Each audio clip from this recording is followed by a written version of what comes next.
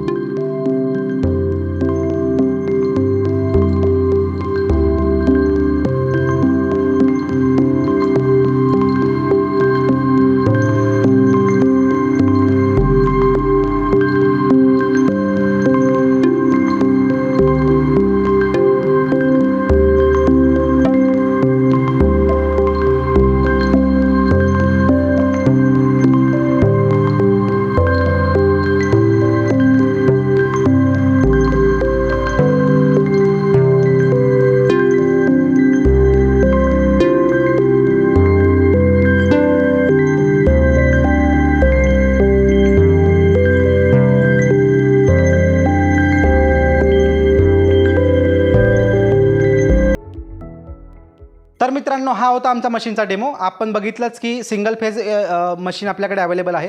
ही machine 1 HP पासून ते 50 HP पर्यंत आपल्याकडे आहे।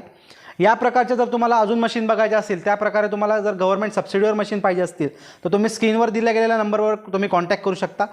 जर तुम्हाला नवीन बिझनेसची माहिती पाहिजे असेल तर आमच्या चॅनल मेक इट पॉसिबलला शेअर करा, सबस्क्राईब करा आणि फॉलो करा। धन्यवाद।